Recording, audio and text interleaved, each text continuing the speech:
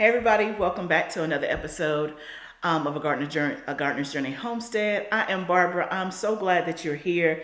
Today I'm excited because we're talking about more about seeds and getting prepared for the summer 2023 garden season. So I'm going to walk you through today how I am another step in my organization and how I'm planning to start my seeds. So I'm a big proponent of seed starting, and I know if you're new to seed starting, it can feel very, very intimidated because I felt the same way.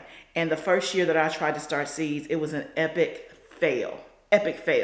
But last year, I'm not gonna say I cracked the code, but I was able to start probably 80% of my seeds and they all did well. It saved me time and a lot of money instead of having to buy plant starts. So today's video is not about how to start seeds per se. I will do a video on that and take you with me when I start my seeds. But today is all about getting prepared to start my seeds and when I'm gonna start my seeds. So I'm going to walk you through.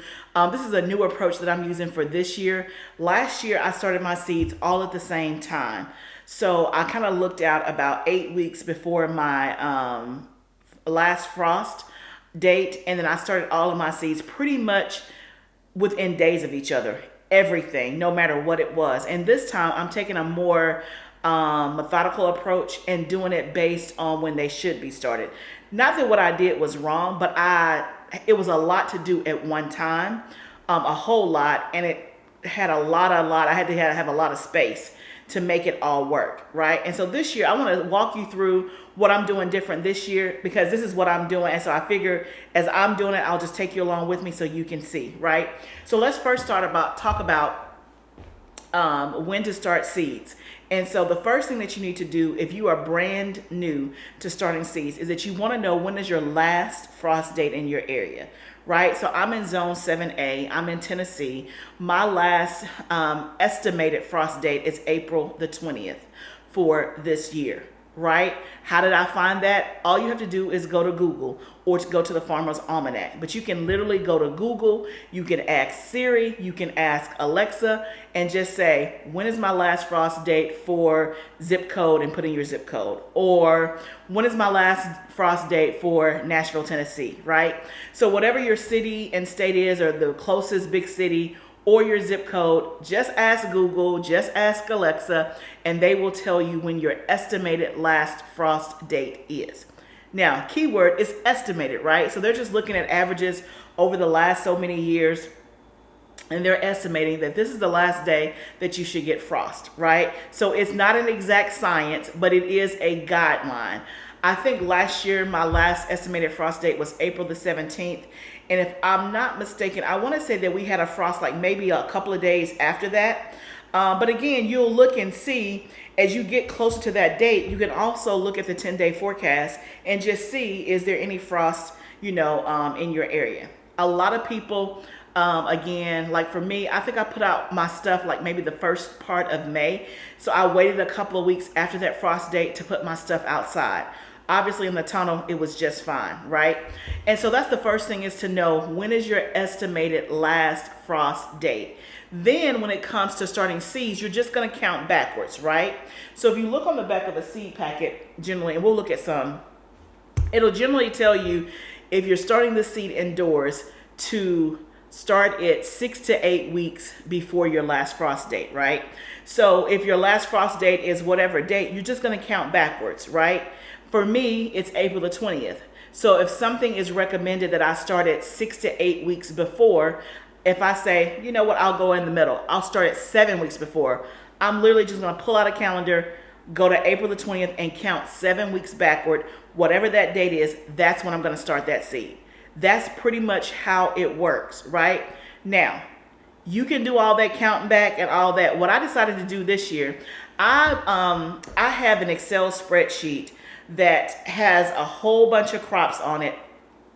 Right now, this first Excel spreadsheet I actually purchased, I want to say I purchased it 2 years ago, right? And I think it was like $10. It was from some gardener on Instagram. And it's very helpful. The thing I like about it is that it automatically calculates all the dates for you.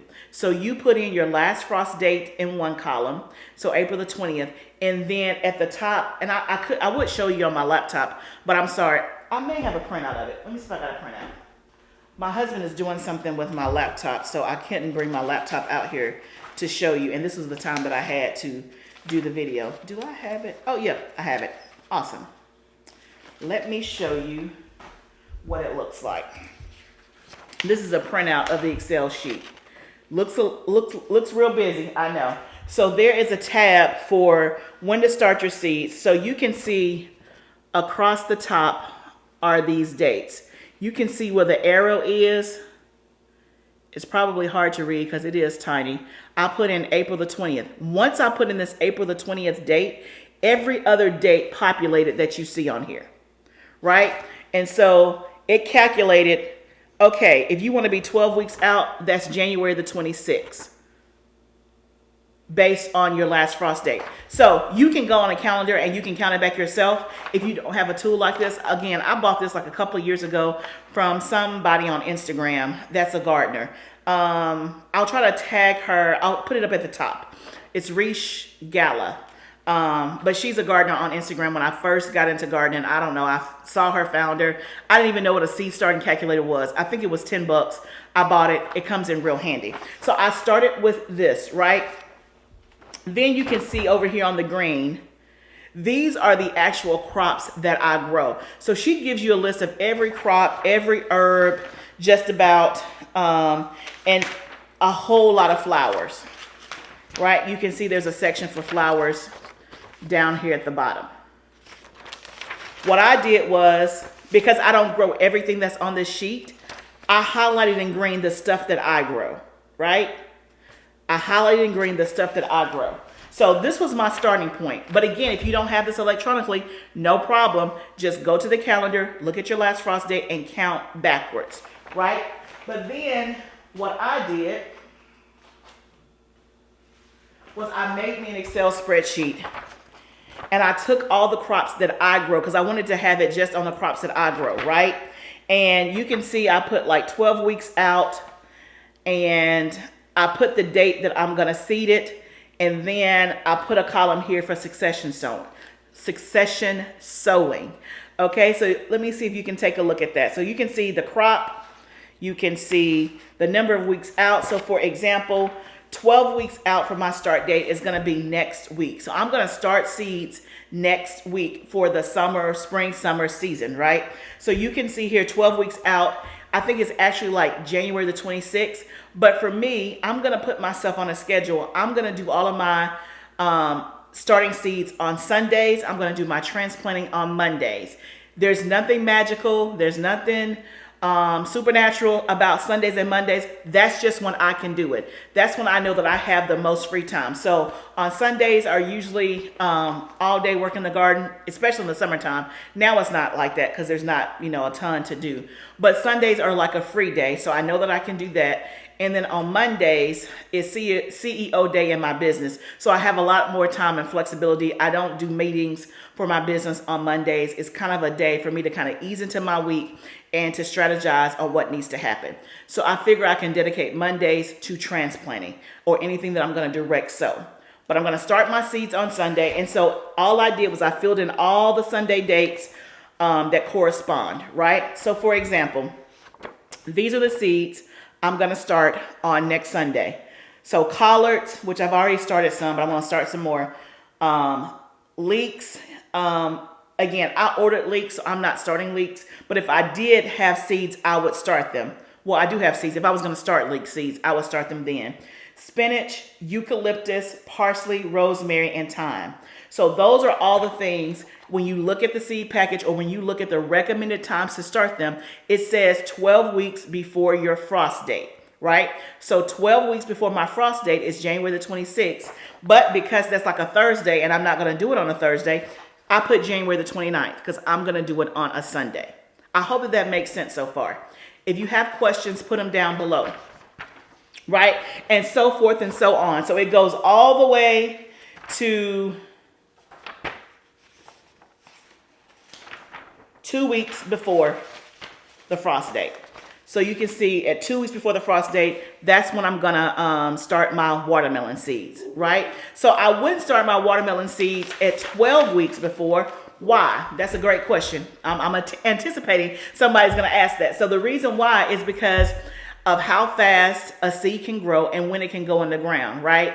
And you don't want to start seeds too soon that grow really, really fast, because you're going to have to keep up potting them or putting them in a bigger pot, right? If I started watermelon seeds now and they're not going to go in the ground until April, what am I going to do between now? I'm just going to keep having to up pot it and put it in a bigger pot. And I run the risk of it being root bound, like it gets so bound in the roots that it's going to be hard when it's time to transplant that seed out, right? But on the converse, for peppers, I'm starting my peppers, let's see, I think 8 weeks before. Yeah, I'm starting my first set of peppers on 8 weeks before my estimated frost date. One, because peppers can take a while to germinate. They love, love, love, love heat, right? So they can take anywhere from 10 to 14 days to actually germinate. But tomatoes, on the other hand, are a little bit easier to germinate. So I'm starting my tomato seeds like 6 weeks before my last frost date. But again, there is no, I don't want to say there's not a science. Let's just say I missed the 8-week mark. It doesn't mean I can't start my peppers at 7 weeks. It's just saying the earliest I'm going to start my peppers is 8 weeks before my last frost date, okay? So that's kind of the method behind the madness. I have this on an Excel spreadsheet. I printed it out. But here's where the magic is going to come in today.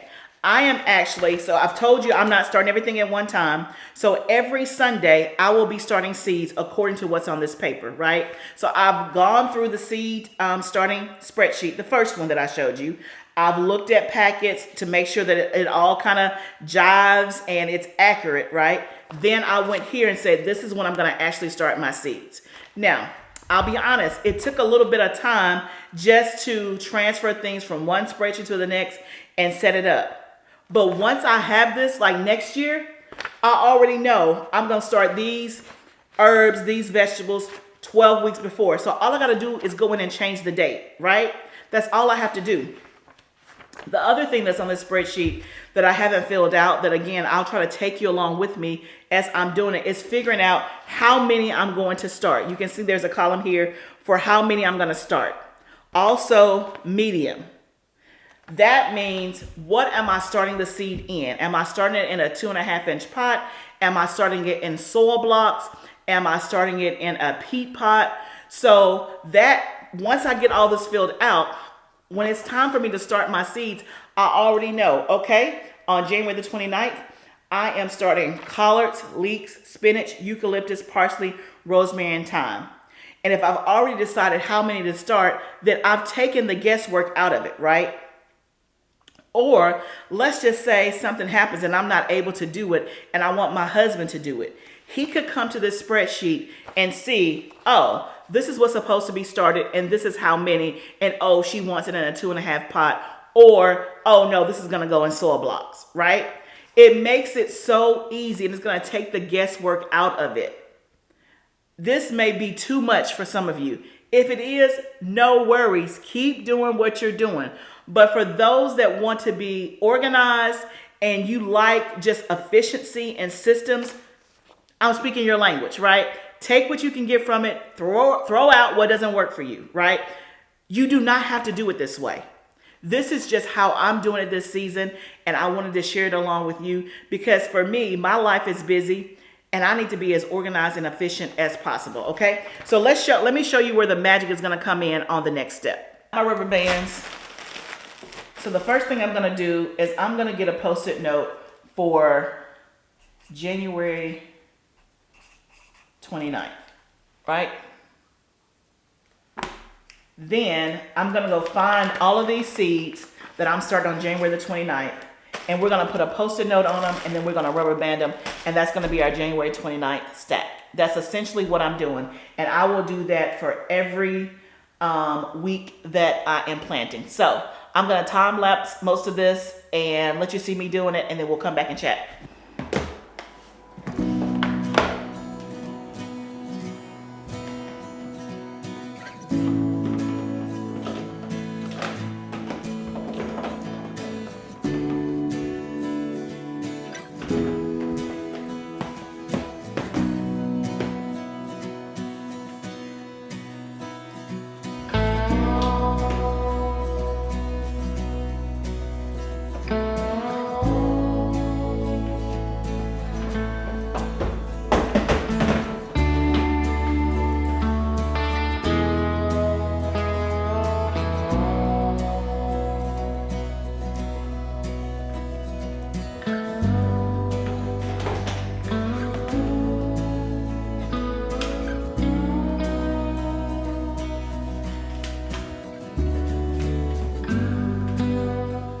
Let me show you kind of the end product.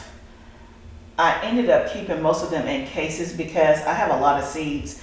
And so instead of me trying to determine which nasturtium I'm going to try, I just have the whole nasturtium case and I have it labeled. So you can see I have it rubber banded if it's not in a case, and I have the dates just going from least to greatest. So starting with January the 29th, which will be next Sunday, and then all the way through. So literally when it's time for me to start seeds, I can just go right here to the February 12th stack, and this is the stack that I'll be starting. So on February the 12th, I'll be starting dill, echinacea, and kale, right? And it just goes on down the row. It just makes it a little bit more easy, a little bit more streamlined. I can just literally grab and go. I've already decided when I'm going to start. I can stagger it, and also I don't have to start all of these seeds on one day at one time. It'll be staggered according to when they're supposed to be started. It's going to make life a little bit simpler. Okay guys, so I hope that was helpful. And again, if you feel like it'll make your life a little easier, then go ahead and try a system like this. Like I said, I got this idea from another YouTuber, and this is a piece of what she did that I felt like I could replicate and do for me, and we'll see how it goes. But already I like the fact that I know when I'm starting on what day. It doesn't seem overwhelming. I know on Sundays I'm going to start seeds, and on Mondays would be transplanting days. So the other thing is so this is the starting seed spreadsheet, but I also have another tab on my spreadsheet for transplanting or direct sowing, because there's some things I'm going to direct sow, like my corn, my beans, things like that. I'm not going to start those seeds. And so also I will have those.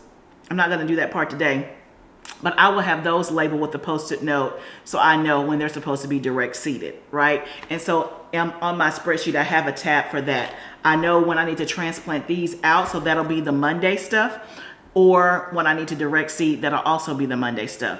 So pretty much between now and the summer, for the most part, I will be doing something definitely on Sundays with the seeding. And then once we get into probably the next 4 to 5 weeks, some stuff will be direct seeded, like not direct seeded, but will be transplanted. And then we don't really start the direct seeding until later on as we get closer to the end of the frost date.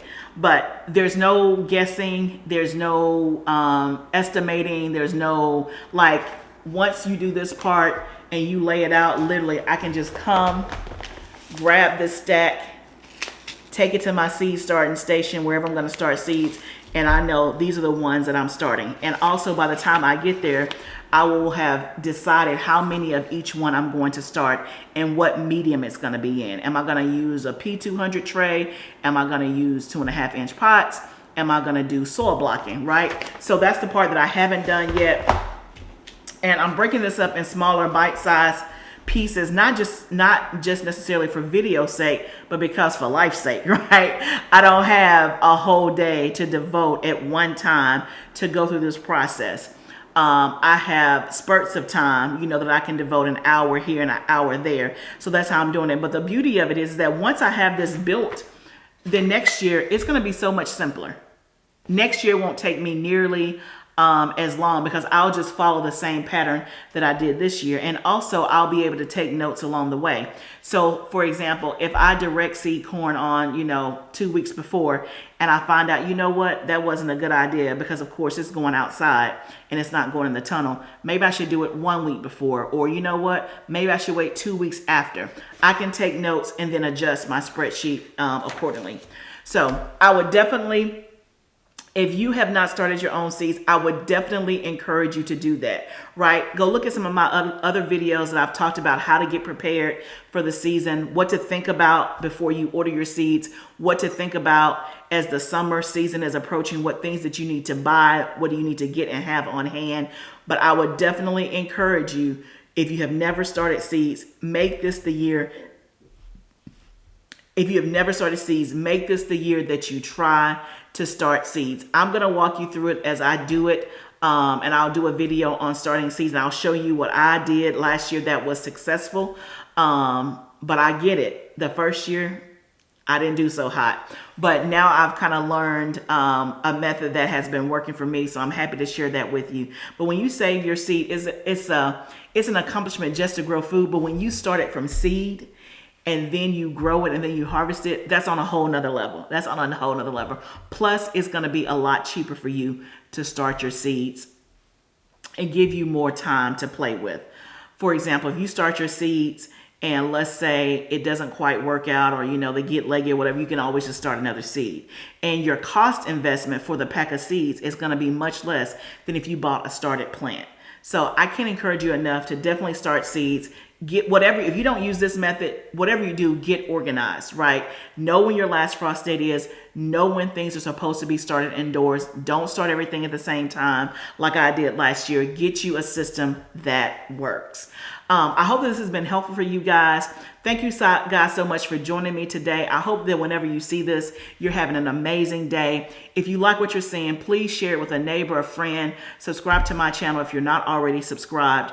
And y'all, we're just getting started. We are just getting started. Summer, it's not around the corner, but it's at least a few streets over. It's at least a few streets over, and I'm excited. Until next time, remember, gardening is a journey. Let's grow together. I'll see you soon.